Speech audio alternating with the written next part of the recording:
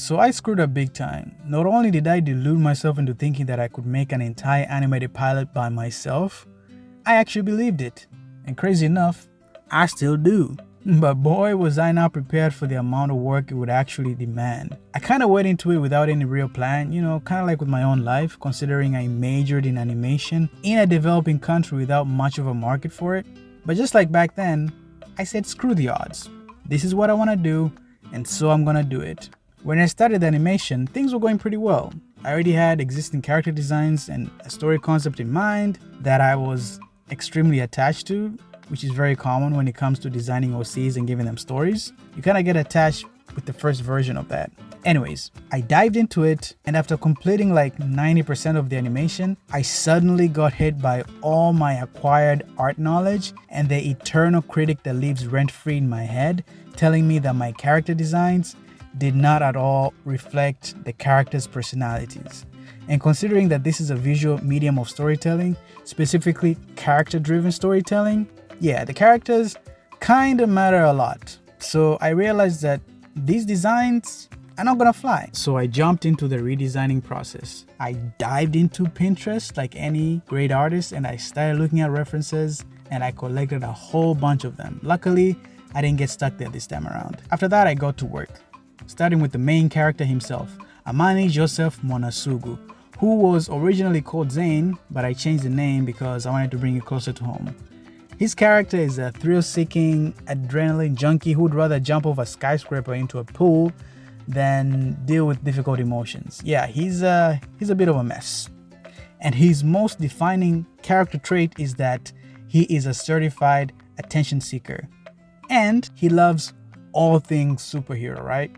So yeah, those are kind of like his two main things. Like he loves superheroes and he loves attention. And so his character design needed to reflect that, and as you can see with the old one, it's kind of too muted, it's kind of too calm. It needs to be a lot louder, a lot brighter, right? So I had an idea of what elements I wanted to include in his character design, but I wasn't too familiar with how to draw them or like how they would actually look. So I started picking up different elements from different artists, putting them all together. So as I was doing the design, I kept getting ideas on his character and like what his hobbies would be, or like what he would do on a daily basis to really complement who he is as a character. And I got the idea of making him a person who does boxing and rollerblading, mainly because I find those two extremely cool. Plus the extreme sports that get a lot of eyes, especially boxing, like people watch it, and that is something Amani would love, right? So it made sense for him to do that, right? And the rollerblading thing, same thing, it looks cool. Also, it's relevant to the story moving forward. So I kept that in. And so to really communicate that in his character design, I gave him bandage wraps that boxers wear underneath their gloves. And I also gave him some bandages on his face to communicate that he's reckless and he gets hurt a lot, right? I also gave him some knee pads, the same ones rollerbladers wear for protection, but I only gave him one knee pad and one elbow pad, which I later removed to simplify the character design. And I kept the one knee pad because, again, it's relevant to the story, and also it ties into another motif that I want to communicate with him, that he's incomplete.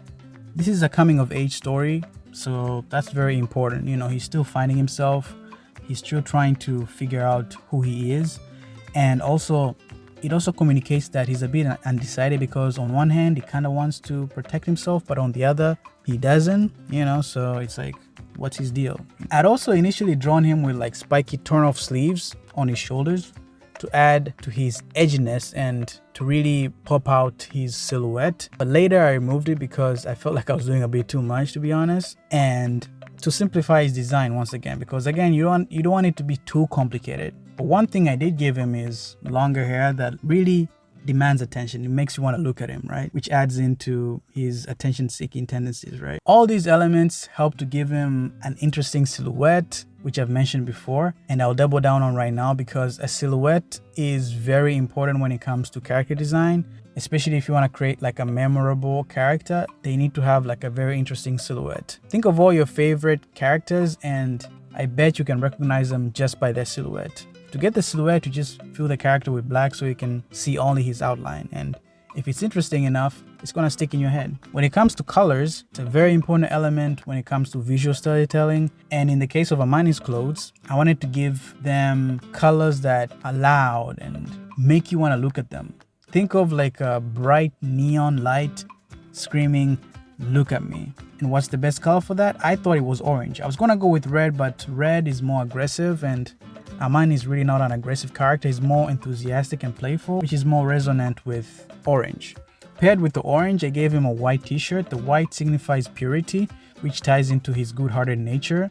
And it also contrasts really well with the orange of his coat, making him pop out more. Coupled with a pair of black pants, black is a great color to signify edginess, plus golden streaks. Gold is another color which is very good for portraying power and prestige and ego, which also tie into Amani's character, but also it more so ties into his megamorph form because that form is very powerful. I mean, he has molecular manipulation when he's in that form, so you know it's very powerful. So gold felt really appropriate for that. After I finished the design, I went ahead and I did a turnaround for him. A turnaround sheet is very important for character design, especially for animation, because it allows you to see the character in different angles, so that for me, who's doing hand-drawn frame-by-frame animation, I know what the character looks like when he's in different angles. You know, if it was 3D, then the modeler will know how to model the character. As I was doing the turnaround, I decided to remove the bandage wrap on his right hand because, again, to simplify his design, but also I got an idea of like, what if he only wraps one hand because he favors that hand during combat, and since it's his left hand and he's a boxer, that would be the jab, which is a very prominent move in boxing. So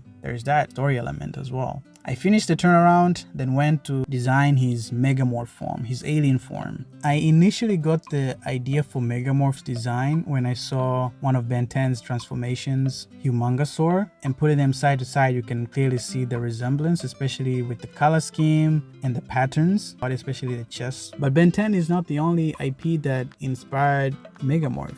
Others include, but are not limited to, Generator X, Spider-Man, Dragon Ball, My Hero Academia, etc., etc. Superman is another one, but Ben 10 is at the top of that list, especially with the whole alien narrative, which is going to be an integral part of the Megamorph story. Megamorph's old design was fine, but his costume lacked that stereotypical hero motif, which is very important with Amani's character, because I told you, like, he really loves being a superhero. He wanted to be a superhero his entire life, so I really wanted to communicate that and make it very obvious. So I did the most obvious thing. I gave him a cape. The first design of the cape was a bit too long and it felt too mature, too serious, which is certainly not Amani. His character is not that at all. So I got another idea when I remembered Shazam, specifically Shazam from Justice League Unlimited, and I liked the design of his cape, the length and the way like it kind of covers one shoulder only. I love that design, so I went with that. And since he's a boxer as well, I wanted to have something to nod to that, so I gave him like chunky gloves, although these gloves are more akin to mixed martial arts gloves because the fingers are exposed, and obviously that's relevant because he's a superhero, so he's gonna need to use his fingers, especially when he's fighting crime or trying to save people. I also gave him protective knee pads to nod to him being a rollerblader. Plus, this is actually even more relevant in his Megamorph design because it ties into one of his powers and abilities. However, I will not go in depth into that because I want to dedicate that to another video, specifically talking about his powers and abilities. So we'll explore that more in that video. For the colors for Megamorph's superhero costume, I wanted them to resemble his color scheme when he's Amani to create that link between the two, you know, because you need that. You need to be able to tell that these two characters are essentially the same, like two versions of the same thing,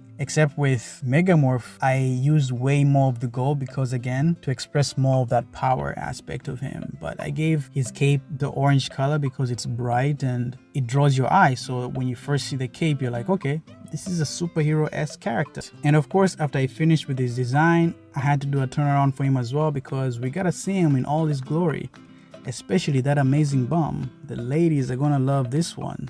If you made it this far into the video, I'm gonna assume that you liked the video. I hope you like it, because otherwise you're torturing yourself, and I hope you're not doing that. But if you do, please take the time to like and subscribe. And if you want to be even more generous, you can leave me a comment telling me what you think of the video. Thank you. Finishing up with his turnaround, I finally got to Amani's best friend, Kasimu Grace Gifame. With him,